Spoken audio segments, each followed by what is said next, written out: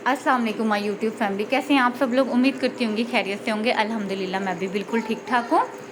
यहाँ पे आप देख सकते हैं 2 ब्लैंकेट मैंने रखे हुए हैं। आज आपके साथ घर की रूटीन नहीं, आज आपके साथ ब्लैंकेट वॉश करने का तरीका आपको बताऊंगी।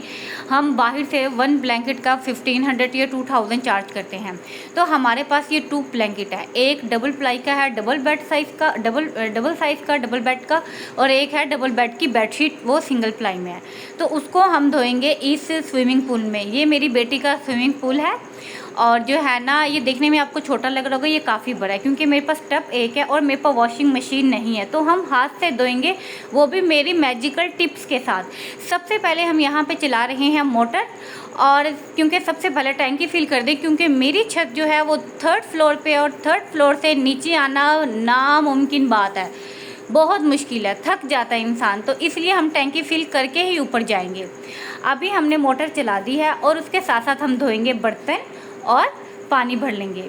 और इन कंबल्स को आपने देख लिया है, इनकी शक्ल देख ली है, इनको हम छत पे जाके धोएंगे क्योंकि घर बहुत छोटा है, नीचे धो नहीं सकते हैं और नीचे हम फैला भी नहीं सकते हैं। और हम धोएंगे सिर्फ 100 में दोनों ब्लैंकेट। पूरा प्रोसीजर दिखाएंगे जो है, बिल्कुल जब ड्राई हो जाएंगे फाइनल रिजल्ट भी दिखाएंगे, हाथों से कैसे धोते हैं वो भी दिखाएंगे। वीडियो के साथ साथ रहेगा। क्या मैजिकल टिप्स हैं मेरे पास वो भी आपको दिखाऊंगी। यहाँ पे रूटीन नहीं दिखाई, मैंने बर्तन धो लिए हैं और मैंने पानी की बोतल भर ली हैं ताकि पानी का काम हो जाए, उसके बाद टैंकी फिल हो, ताकि ऊपर जाके दोबारा मुझे नीचे बिल्कुल ना आना पड़े। तो ज़रूरत के जो काम है वो हम नीचे से ही करके जाएँ। टैंकी अभी हमारी चल रही है, हम अभी टैंकी नहीं भरी है, मोटर चल रही है हमारी। तो हमने ये है कि नीचे के जो ज़रूरी काम है वो हमने कर लिए हैं।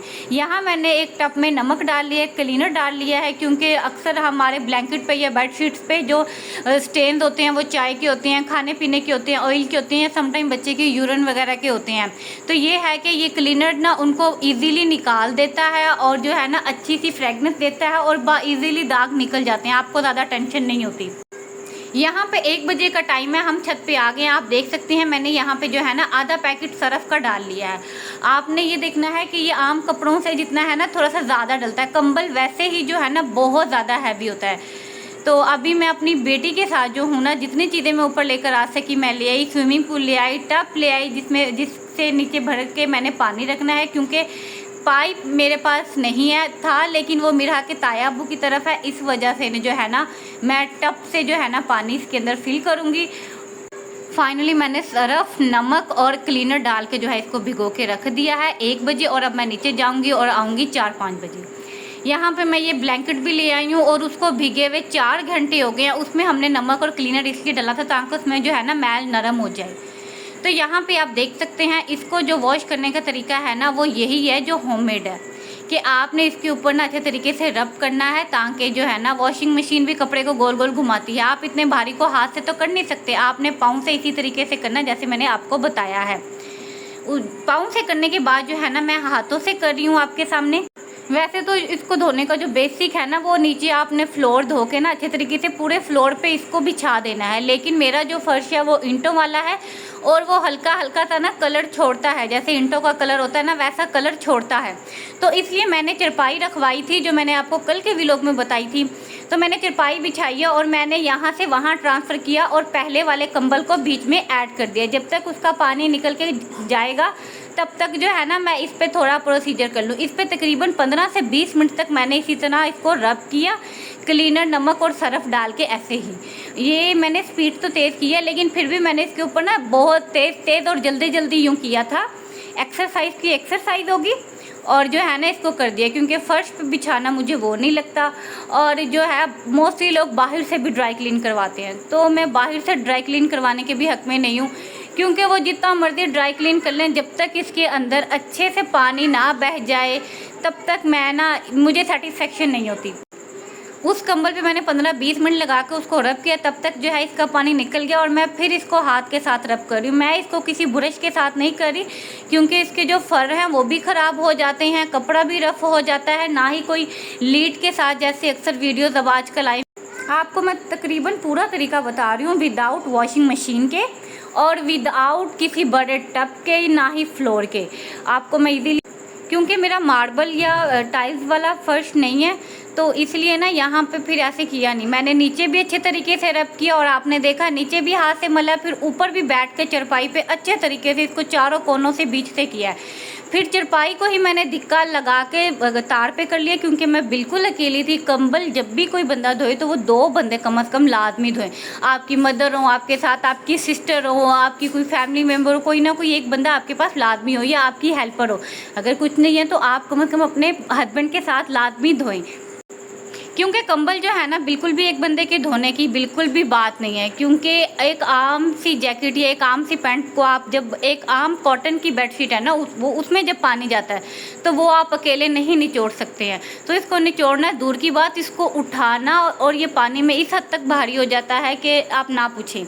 तो इसलिए मैंने चारपाई को यहाँ धिक्का लगा के तार के साथ कर लिया और मैंने डाल दिया। ये मैं आपको वो तरीका बता रही हूँ, अगर आप सिंगल मोम हैं, अगर आप घर में अकेले हैं तो आप किस तरीके से आसान से टिप कर सकते हैं। आपके पास वॉशिंग मशीन नहीं है, आपके पास पाइप नहीं है।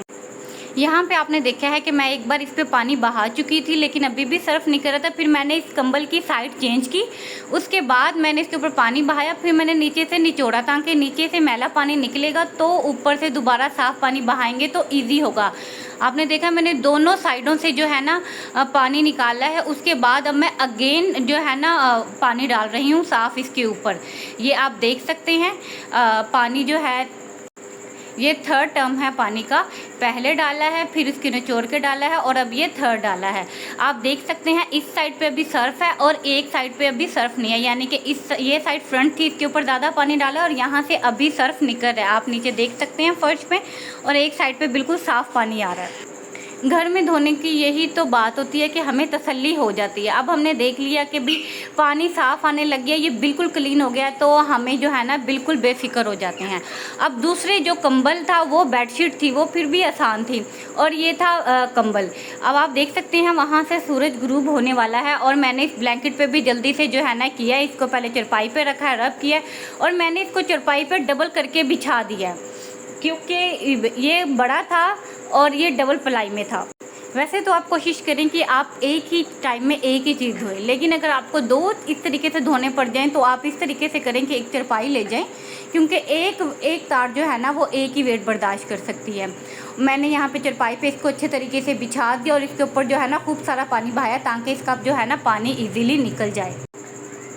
यहाँ पे मैंने इसको बिछा दिया और आप यहीं पे इसका कलर देख सकते हैं। आपने स्टार्ट में देखा और यहाँ पे देखें, और अभी भी मोबाइल एग्जैक्ट कलर नहीं दिखा रहा था। मैंने काफ़ी कोशिश की लेकिन एग्जैक्ट कलर जो रियल में आ रहा था वो मोबाइल कैप्चर नहीं कर रहा था। इसको भी मैंने इसी तरीके से इसके कॉर्नर से सारा मैला पानी जो है ना वो निकाला, और इसको भी आप देख सकते हैं मैं हाथों से जो है ना एक साइड पे कर रही हूँ, और यहाँ पे भी हल्का हल्का जो है ना सर्फ वाला पानी, साफ़ पानी ही निकल रहा था, मैला नहीं निकल रहा था, लेकिन सर्फ वाला था हल्का हल्का। आप देख सकते हैं पहले जिस साइड पे फरोगे आपने हाथ से उस तरफ पे हाथ फेरना है, फिर आपने दूसरी साइड पे हाथ फेरना है ताकि अच्छी तरीके से मैल निकल जाए। आपने बुरश यूज़ नहीं करना, कोई भी लीड कोई बर्तन वगैरह यूज़ नहीं करना।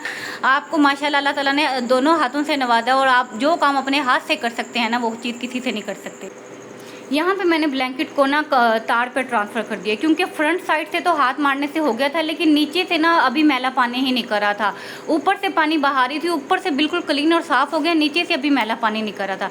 तो जो तार पे था ना वो मैंने यहाँ दीवार पे डाला, और आप देख रहे हैं यहाँ इसके नीचे बिल्कुल भी पानी नहीं हो रहा, इसका सारा पानी स्टेन हो गया है। एक साइड से बस हल्की सी तार गिर रही है, बाकी जो है सारा स्टेन हो गया है और इसलिए हल्का भी हो गया, तो मैंने उठा के इसे दीवार पे रख दिया। अब इसको चारपाई पे ले आएंगे, लेकिन पहले उस कंबल का हल निकाल लें, क्योंकि ऊपर वाली जो जगह थी वो बिल्कुल नीट एंड क्लीन, जो नीचे वाला हिस्सा था पानी बहाने से ऊपर वाला ही क्लीन हो रहा था, वो नीचे को वैसे नहीं कर रहा था। मैंने फिर इसे तार पे ट्रांसफ़र किया बैक साइड से, यानी कि जो धुला हुआ था उसे अंदर कर दिया और जो वैसे था उसे बाहर कर दिया। फिर खूब सारा पानी बहाया इसके ऊपर, और फिर देखा पानी को, पानी जब साफ़ आने लगा तो जाके सेटिस्फेक्शन हुई, तो जाके सुकून आया मुझे। और आप यहाँ पे गर्मी की इंतहा देख सकते हैं कि मैंने जो है ना दोनों ब्लैंकेट आपके सामने धोए हैं। 4 बजे मैं आई थी और यहाँ पे मगरिब से ऊपर टाइम हो चुका है। और ये दूसरे कंबल के धोने में ये वाली बेडशीट जो है ना सिंगल प्लाई की, ये इस हद तक ड्राई हो चुकी थी कि मैंने इसको इजीली उठा के दीवार पे भी रख दिया और चारपाई पे भी इतना ऊपर करके डाल दिया। मतलब गर्मी की इतनी इंतहा है। यहाँ पे आप देख सकते हैं पानी बिल्कुल साफ़ आ रहा है, ब्लैंकेट के नीचे से कोई सर्फ नहीं है, कोई झाग नहीं है, और आप कलर बिल्कुल आपके सामने है। जब आप ऐसा रिजल्ट देखते हैं तो आपको दिली खुशी होती है। यहाँ हम नीचे जा रहे थे तो हमारे नेबर्स गए हुए हैं, उन्होंने कहा था कि मछलियों को जो है ना दाना डाल देना 1 चुटकी। तो यहाँ पे हम जाते हुए नीचे जो है ना मछलियों को दाना डाल रहे थे। मेरी बेटी कहती मम्मा मैंने डालना है, फिर मैंने कहा 1 चुटकी, उन्होंने कहा है, हमने वो डाला है। अच्छा, मैंने दूसरे ब्लैंकेट में भी सर्फ डाला था, फिर भी जो है ना थोड़ा सा बच गया क्योंकि हमने नमक डाला था, क्लीनर डाला था। अक्सर लोग बेकिंग सोडा भी डालते हैं, वो भी बहुत अच्छा होता है, लेकिन वो मेरे पास था नहीं और मैंने उसे जो है ना डिले नहीं किया। मैं यहाँ पे आई और मेरी बेटी ने भी मेरे साथ कंबल धुलवाया क्योंकि जब मैं बीच में जंपिंग कर रही थी तो मेरी बेटी ने भी किया और इस हद तक थक गई कि सोफ़े पे लेटे लेटे ही सो गई। तो यहाँ पे अब खाने का भूख भी इतनी लगी हुई थी और चाय बनाने तक की हिम्मत नहीं थी। टाइम हो रहा था 7:20 का और अगर आप पाकिस्तान में हैं तो आप बिजली पे, गैस पे बिल्कुल भी भरोसा नहीं कर सकते। महंगाई पे, चीज़ों पे, पैसों पे, किसी चीज़ पे भरोसा नहीं कर सकते हैं। हमारे यहाँ 6:30 बजे गैस आता है, 6 बजे का टाइम है, लेकिन 7:45 बजे तक आता है और 8:30 चला भी जाता है। अब यहाँ पे 7:20 का टाइम हो रहा था, मेरी बेटी ने भी जिद की मम्मा चिप्स खाने हैं, लेकिन वो सो गई। अब मैं सिर्फ अपना खाना बना लेती, ये तो बात ठीक नहीं थी। अब मुझे बेटी के लिए चिप्स भी बनाने थे और खाना भी बनाना था। आप कोशिश करें जिस दिन आप वॉशिंग मशीन लगाएं या कोई हैवी या भारी काम करें उस दिन आप या तो बाहर से मंगवा लें या तो फिर कोई ऐसी चीज़ बनाएं जो झटपट पक जाए। अब मैं सालन बनाती, आटा गूंथती, रोटी पकाती, इसलिए मैंने सोचा चावल ही बना लिए जाएँ और पका लिए जाएँ। तो मैं फाइनली 7:30 बजे फिर उठी हूँ, हालांकि मुझे चाय की बहुत शदीद तलब थी, लेकिन मैंने कहा अपनी चाय के चक्कर में ना सारे खाने पीने से रह जाएंगे। इंसान अपने आप को तो देख के जो है ना थोड़ा बहुत हो जाता है, लेकिन बाकी फैमिली मेम्बर्स को भी देखना होता है।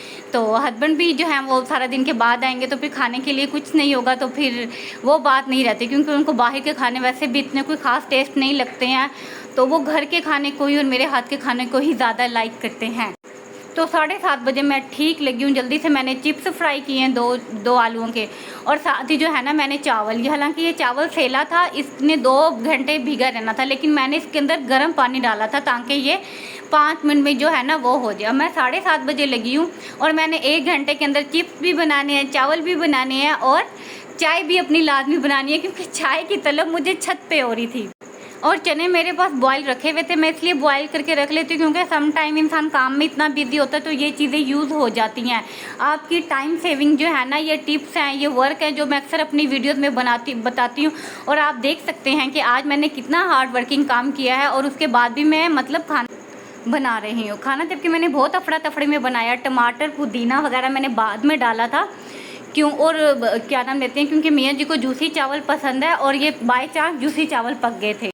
टमाटर मैंने लास्ट में डाले थे और पुदीना डाला था धनिया की जगह। यहाँ पे आप टाइम देख सकते हैं 8:10 हो गया, मतलब 20 मिनट है। अब चावलों को दम दे दिया है, चुटकी से हम इसका दम खोलेंगे। ये 8:25 का टाइम हो रहा है, हमने 15 मिनट का जो है ना चावलों को दम दिया है और इसके बाद 5 मिनट हमारे पास चाय के बच गए हैं।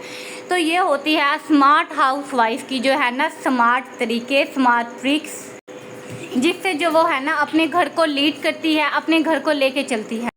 क्योंकि औरत अगर कुछ करने पे आ जाए तो क्या कुछ नहीं कर सकती, सारे काम इक्वली, भारी से भारी काम इजीली चुटकी बजाते कर देती है। अब 7:30 से लेके 8:30 बजे के बीच में मैंने चिप्स भी बना लिए, ये आप देख सकते हैं, चावल भी बना लिए सेला राइस, और जो है मैंने चाय भी ऊपर रख दी थी। तो माशाल्लाह माशाल्लाह मियाँ जी को राइस इतने पसंद आए ना। सिर्फ इसमें प्याज मोटे थे क्योंकि प्याज बड़े वाला प्याज था, मोटा था, और मैंने जल्दी में बड़ा काटा था। बाकी टमाटर मैंने लास्ट में खुद डाले थे क्योंकि मुझे जूसी पसंद है और मैं अक्सर ही देगों के चावल इसलिए पसंद करती हूँ क्योंकि उसमें ना मोटे मोटे जो टमाटर आते हैं ना जिस तरीके से पके हुए, मुझे बहुत पसंद है वैसे। लेकिन प्याज नहीं गल पाए, लेकिन जब शाम को मियाँ जी ने तारीफ़ की ना चावलों की, तो मैं कहती हूँ जो जान सारा दिन निकली थी ना वो दोबारा बीच में आ गई। जब चावल बहुत ही अफरा तफरी में ऐसे जल्दी में बनाए जाए ना तो उनका जायका ही कुछ और होता है, और जिसके लिए पूरी मेहनत करके पकाए जाएं और घंटे 2 घंटे लगाए उसमें वो जायका नहीं होता जो कि चुटकी बजाने वाले काम में आता है। और फिर जब इतनी अफरा तफरी में हम बनाते हैं तो वो चुटकी बजाने वाले काम की ना जान भी ऐसे ही आ जाती है। यहाँ पे आप देख सकते हैं ये नेक्स्ट डे की सुबह हो गई है, मैंने आपको इसका रिजल्ट दिखाना था इसलिए मैं आपको छत पे ले आई हूँ। ये आप देख सकते हैं ब्लैंकेट। अब हम इसको नीचे ले जाएंगे, और अक्सर ही लोग ये कहते हैं कि अगर वो घर पे वॉश करते हैं ना तो उनके जो फर होते हैं ना वो चिपक जाते हैं। आपने हाथों से इस तरह रब करना जब ये धूप में डले हुए हो या बाद में भी कर लें। मैंने अभी ऊपर भी किया और बाकी मैं नीचे आके कर रही हूँ। ये आपको खुद आइडिया हो जाएगा, इतने नरम मुलायम, आपको यकीन ही नहीं आएगा कि ये बाहर से धुले हैं या घर से धुले हैं। आप चाहे जितने पैसे लगा कर ड्राई क्लीन करवा लें, फिर भी उनमें ना एक अजीब सी स्मेल आती है। मैं हमेशा ही ना विंटर के बाद जो है ना यूज़ करके इसको वॉश करके धूप लगवा के फिर मैं रख देती हूँ और नेक्स्ट विंटर यूज़ करती हूँ, ताकि फिर जैसे ही विंटर आता तो प्रॉब्लम नहीं होती कि इनको धोना है। तो आप ये देख सकते हैं कि 100 रुपीज़ में मैंने किस तरीके से अपने 2 ब्लैंकेट वॉश किए हैं। तो अगर वीडियो अच्छी लगी तो प्लीज़ लाइक करिएगा, चैनल पे नहीं हो तो सब्सक्राइब करिएगा और कमेंट में अपनी राय लाजमी दीजिएगा। ओके जी, अल्लाह हाफिज़।